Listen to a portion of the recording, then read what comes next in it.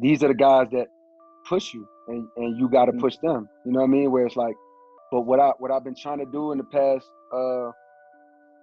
few years is like, because I think I was so competitive. I don't know how they would feel. You have to talk to them, but I know for myself, I was so competitive early on that like, even though we were all friends, I would say we were all friends and friendly.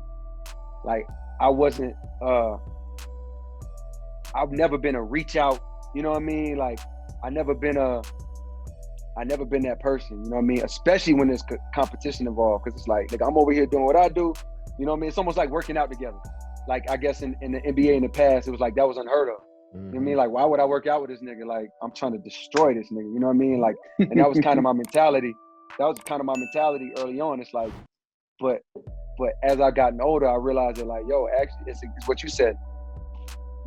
No one is truly my peer or can relate to what I'm going through in life more than these people right here. You know what I mean? Because just in terms of whatever pressures there might be, whatever amount of like celebrity, which is, you know, a whole conversation in itself there might be, family, you know, privacy, boom, boom, boom. Like nobody can really relate to that like these dudes. And I really genuinely fuck with these dudes. So like, I've been trying to, you know, absolutely make an effort, like as time goes on, to like strip the competition from it. Like y'all niggas are cemented forever. You know what I mean? Like I would hope that I'm cemented forever. And if not, I will be, you know, when it's all said and done. You know, in my mind, it's how my mentality is. So it's like, there's like the competition part I've stripped away, and I'm now on some shit like, man, I'm more interested in the relationship, because I also see a time when I'm not doing this. That seems very realistic to me. And in a time when I'm not doing this, I would, you know, I don't want to be like, damn, we never kicked it. You know what I mean? Like, we never really even did nothing. So like, I'm at that point where it's like, I'm more interested in the genuine relationship than before. I was interested in the competition. Before I was just interested in like putting pressure or responding to pressure. You know what I mean? Now it's just like, this is what I'm doing. I know your pressure gonna be a whole level of pressure. I know your pressure gonna be a whole level of pressure. You know what I mean? And that's it. You know what I mean? Like everybody, it's just less competition in my mind. You know what I mean? Because niggas is old, bro. You know what I mean? Like, bro, it's too stressful to be competing all the time, man. Yeah, man. For real. Is it a respect thing? Like you've gotten to the point where you respect what everybody's doing so much. It's like, you know, enough of that. Let's just kind of celebrate what we're doing. It was always respecting, because even at its most competitive, you're not going to be competitive with somebody you don't respect. You know what I mean? You're not going to be extremely competitive with somebody you don't respect. So it's always respecting. I think now it's just more of a like a wisdom thing, where it's like, yo, you can never have it all. No, 100% of the people are never going to say Kevin Durant is the best player walking the face of the earth. Yep. 100% of people are never going to say J. Cole is the best rapper breathing. You won't get 90%. You won't get 90% to say Drake. You won't get 90% to say Kendrick. It's just never going to happen. You know what I mean? And like, but as a child, and I say child meaning like in your 20s, you think that's attainable. You want all of that. You know what I mean? You want I want no doubts. You know what I mean? And like, now I understand that. Look, I approach my bars from that perspective. I approach my work ethic from that perspective. But the reality of me knows that's unattainable. It's cool to push yourself towards that. But Michael Jordan will never be universally held as the greatest player of all time. And that's insane. You know what I mean? Like, and LeBron James will never be universally held as the greatest player of all time. And that's insane, viewed from another lens. You know what I mean? So it's like, you'll never have it. You know what I mean? Like, so it comes with age to realize that, like, yo, what are you even like worried about? You know what I mean? Because you just set yourself up for suffering. Like, oh man, they think this nigga harder than me. Shit. That shit is stressful, bro. You feel like you're in a similar spot, Kev? Yeah, for Because you sure. actually compete with them dudes. Like you'll fuck around and run into them on Saturday and have them score 20. You know what I mean? So score 30 to win. So it's a little bit different, but it's on a personal level. Yeah, it's a little different. I mean, you come into the game wanting that respect from everybody, and in our sport, how you get that respect is just to come with that aggression, you know. So I was just naturally defensive the second I stepped up each level, high school to college to the pros. I was just like, everybody out here to get me. You know what I'm saying? Everybody out here to stake their claim as the best. So it's on me to, you know, I gotta be super radical out here. So after a while, I was like, you know, I've been in the league. These guys are actually cool to be around. Being the Team USA, being around these guys for a month, you see the core of who they are. I see LeBron James the second he wake up and come downstairs to the breakfast meeting. I see Kobe Bryant, you know, after dinner with his family. Like, so you see these dudes and you're like, oh shit, they are humans as well. You know what I mean? Because we looked at mythical figures because of our athletic ability. So once I started, it was just a mentality switch in my mind. It was more so like, all right, these dudes are cool. It's a game that we're competing at, and it's me versus the game, not me versus this other person. I'm trying to be the best me I can be, most efficient player I can be. So there's no need for me to be battling with these guys. And competition on the court comes naturally to us, so there's no need for the extras. You know what I'm saying? Got you. So That's a fact. I'm glad he said this. I'm glad Cole said this. I'm glad he mentioned Drake and Kendrick. That's the reason why y'all click, because y'all some clout chasers. But I'm glad he did that, man, because, you know, a lot of people come into everything and they want to just tear people's heads off for no reason. I understand you want to defend yourself. I understand that you want to let people know that you are not fucking around out here. But my nigga, like, you got 2 songs out. You need to work on being the better version of you than worrying about what other niggas is doing, coming in my comments telling me that you a better rapper than me. Like, I don't give a fuck. Nigga, go make some money, nigga. I'm gonna break this down on how I kind of went through the same thing and what caused me to get out of it, and how you could take the lessons from me, from Cole, from KD, to make it a lot easier for you so you can build with other people instead of battling. Stay locked in. My ducks, my swans, welcome to the pond. My name is Dorian from Group82University.com, and right here we got Cole talking about his competition with Drake and Kendrick. In rap, people are always pitting rappers against each other because this is what they do historically with black people. It dates back to slavery, whether it was the Mandingo fights, whether it was house niggas versus field niggas, light skin versus dark skin, and it's continued on to everything that we've done.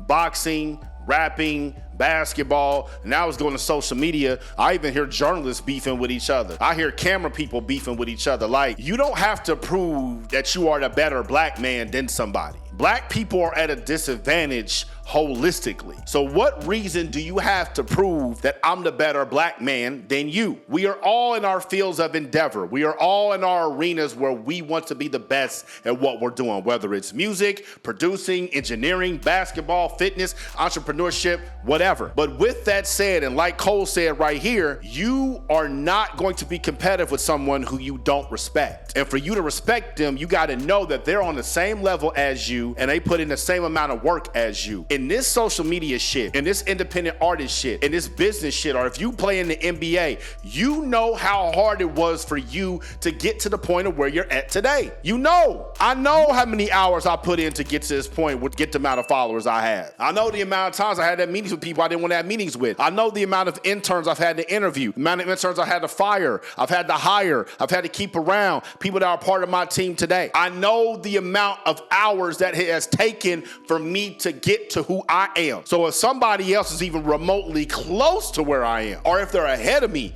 I automatically respect that off top. I might not fuck with you, but I definitely respect that. Somebody I don't fuck with is Donald Trump. But the motherfucker's a billionaire and became the president of the United States. You gotta respect that, no matter how you feel, because that shit's not easy. Because if it is, your whole ass would do it talking shit in the comments. It's the same thing with the music business or entrepreneurship. If someone else has a business that's making the same amount of revenue as you, how can you not respect them? Yes, you can have some healthy competition, but y'all niggas be in the comments talking shit. Y'all be making videos dogging people. Y'all talk shit about people's families and shit. What are y'all doing, man? What the fuck are y'all doing? It's like this battle rap shit that's going on right now. Battle rap has turned into who can embarrass the other person the most and disrespect them the most. Both of y'all are elite lyricists. Both of y'all are professional battle rappers, something that school doesn't train you to do. Both of y'all have to sit at home and come up with rhyme schemes and the timing, and you gotta memorize that shit,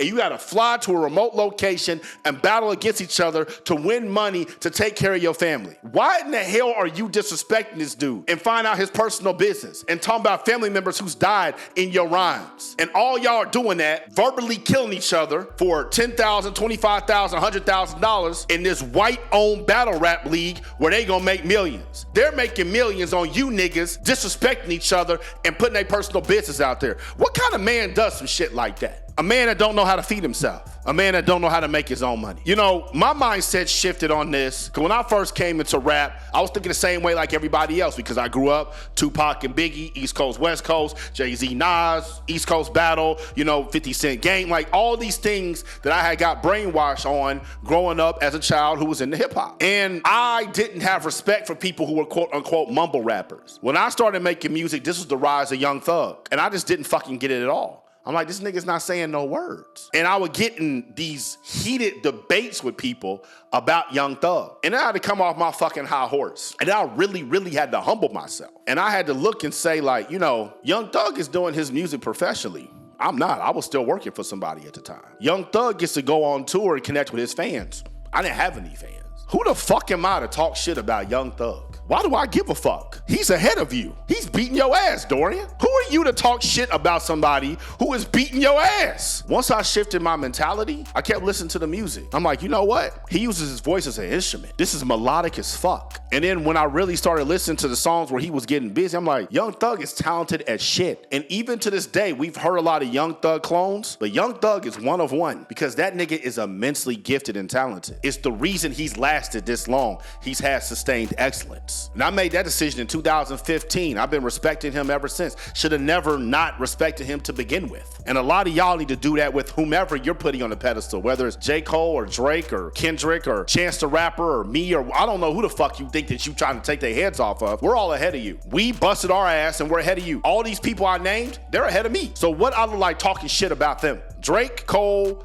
and Kendrick are three of the greatest artists ever. Why do y'all keep pitting them against each other? Michael Jordan and LeBron James are two of the greatest basketball players ever. Why do y'all keep pitting them against each other? And is it really you pitting them against each other? Or is it the media that's white owned telling you that you need to pit these dudes against each other? Like Cole said right here, there will never be a time in the history of the world where 100% of the people will say Drake's the best rapper, Kendrick's the best rapper, Cole's the best rapper, Jay-Z, Nas. That's never gonna happen. Everybody's not gonna agree Michael Jordan's the best. Everybody's not gonna agree that LeBron's the best. Who gives a fuck? What they gotta do with you and your family? What they gotta do with you and your bank account? What they gotta do with you and your career? Not a goddamn thing. So why are you spending time in the comment sections arguing about it? Y'all be writing whole paragraphs and shit. Why? Now, if you doing it on your page, it kind of has a little more value because it's helping push your brand, unless your brand just talks shit about other people, like the Shade Room, and you're a piece of shit. But y'all be going to other people's pages, talking shit in the comments about people you don't know who are doing things you want to do and are living a life that you want to have. Make that make sense to me in the comments. Make it make sense. You got goals you're trying to attain, and you're talking about people who have attained theirs. Why? No one cares what you think, because if they did, they would follow you. And if they followed you, you'd be able to sell something to them and you would make money and you'd be living out your dreams. See how simple that is? See how that works? Y'all need to step it up. You wonder why you're in the same spot? You wonder why your life isn't working out for you? Because you bullshit all the time. Stop bullshitting. Stop worrying about what other people are doing and start focusing on you and your dreams and being the best version of you. If you want to become the best version of you, be on Instagram, click that link up top. You on YouTube, click that link in the box. I'm out the pod. Y'all stay true. About that. Always focus on my futures while you never see me look back. Late nights, early mornings, all the real ones fear that. Group82music.com.